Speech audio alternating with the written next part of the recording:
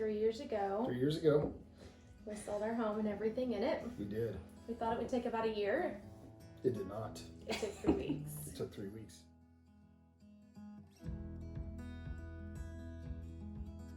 We thought we had a year to make a plan.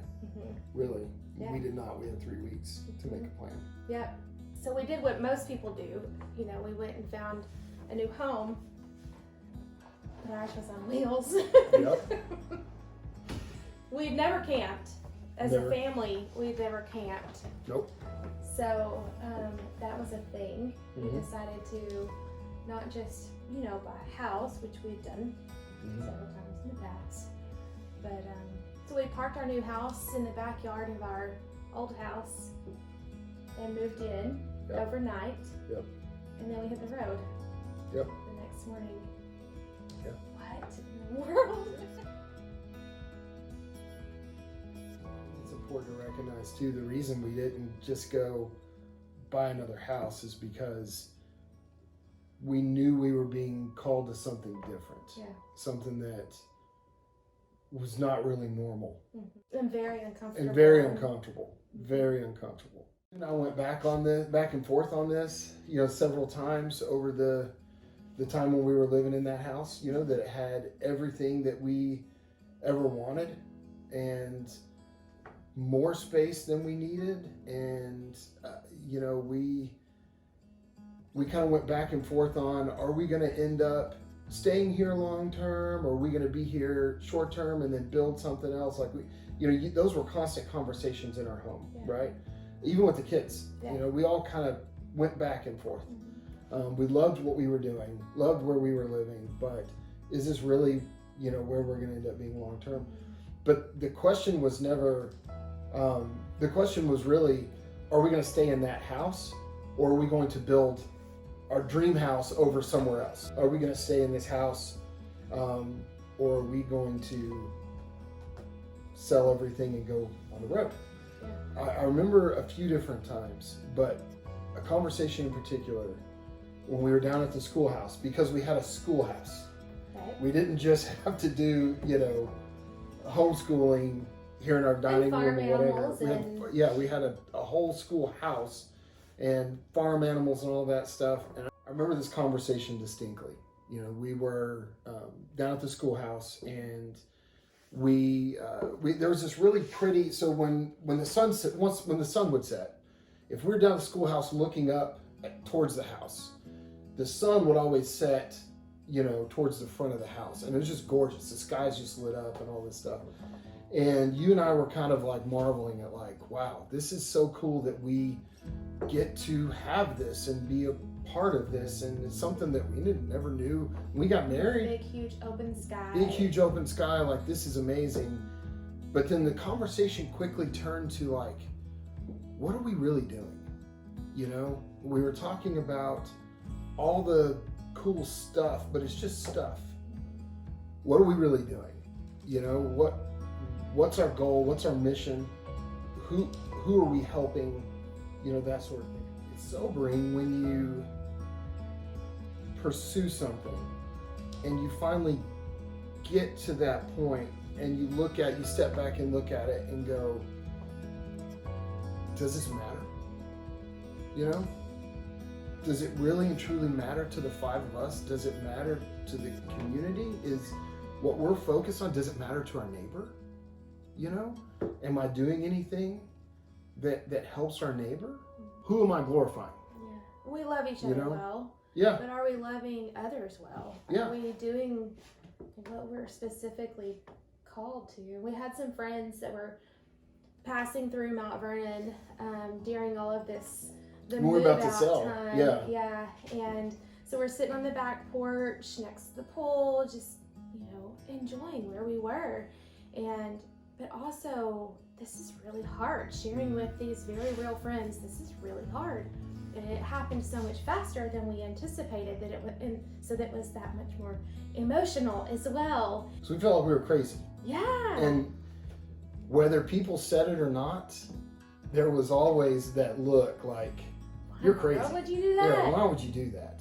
You know? I thought we were too. Because we were doing something that's say not normal. To us, it's kind of normal. I mean, we've always been kind of out of the box with what we've done. So we're sitting there with our friends. Yeah, and saying how we were getting a lot of that kind of feedback that God must be crazy to do this, and the friend just spoke real life into us and said, I've always found that when people think you're crazy, you're probably right where you need to be. And Brenna that's exactly what we needed to hear. And not that we embraced it that much better at the time, but it helped. It gave us something to keep moving in, and we've gone back to that over and over again. So we started loading up. Yeah. Moved what we're gonna keep forever. This table being one of those things, and something that we've always learned around this table. We've always gathered here, and so this was necessity to keep. We lived in the motorhome for about 2 years. Not full time. We had wonderful friends that would say, hey, it's cold out there. We're not using our lake house. Go stay in our lake house. Wonderful friends. Such a gift, because it was really cold out there. It was. We just were loved on in different ways than we knew, that we'd ever experienced. And we needed it. We went through a lot of loss in our families during that time. We thought, we're hitting the road, we're going to travel, we're going to see a bunch of things that we've never seen before, and we did that. But it also was a time where we really needed to cocoon together. That's what we called the motorhome a lot, still do. It's always a time that we talk a lot. We spend a lot of time just together, and we needed the cocoon time in those years of a lot of loss, a lot of pain that we could not foresee coming, but we needed it.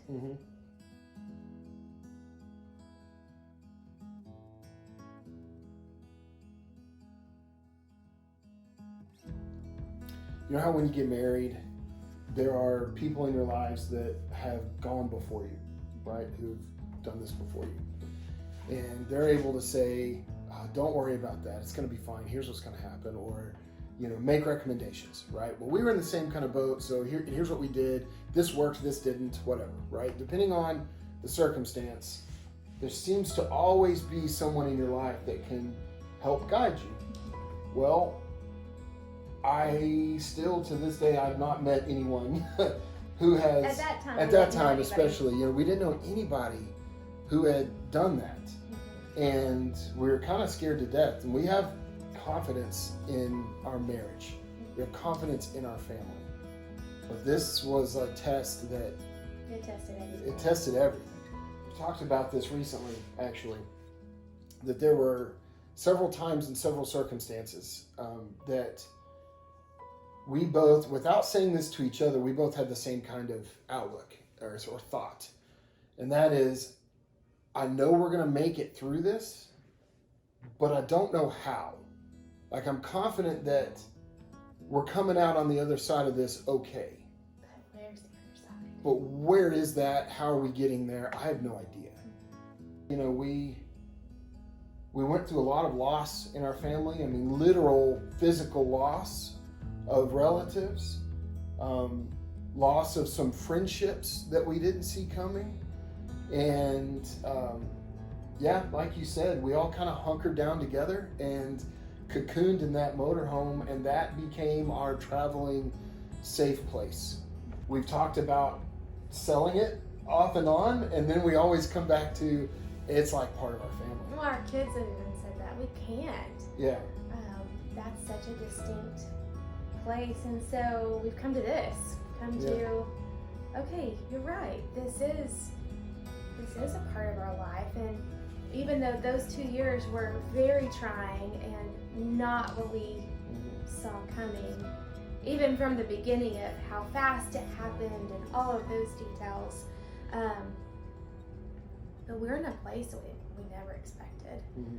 And now I can fervently, wholeheartedly say I'm so glad Mm-hmm. we are in a place that we never saw coming. Through all of the trials and tribulations that were thrown our way or came our way, however you see it, we see the good on the other side. And we know that we were in this hiding place, this cocoon, if you will, but we were seen, we were heard, and we were together. And now we have this sweet little house that we never would have expected. Yep. We would be able to live in a 2-bedroom house with now teenagers, and as little as we have is so much. It is so good. So we decided to share it. Another thing that we never saw coming. I don't know what the end game is or what the final destination is, but We're not supposed to, though. we're not. I don't think we're supposed to. This is definitely a time to share where we've been. Our world just changed right under all of our noses. Yeah. It just changed. We had a store that was open for exactly 7 months, and we closed that during COVID. It was time. Yep.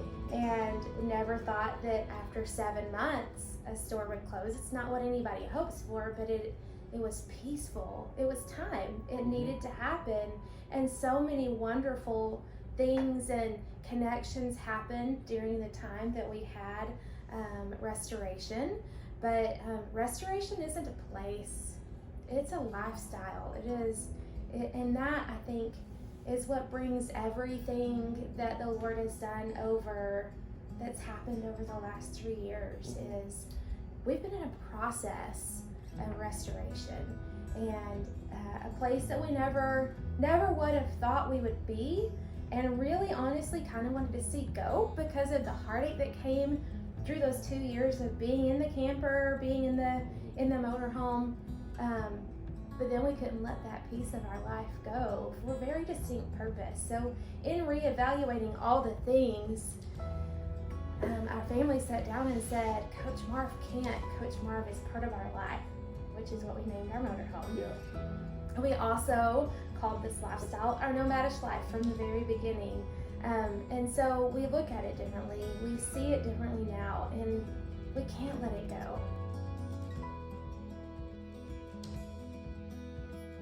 So we've decided to share our Nomadish life with the world, and we want you to join us on our journey. Follow us on the road, at home, and in between. And you can find us on Facebook, Instagram, and YouTube. Please check us out to stay in the loop.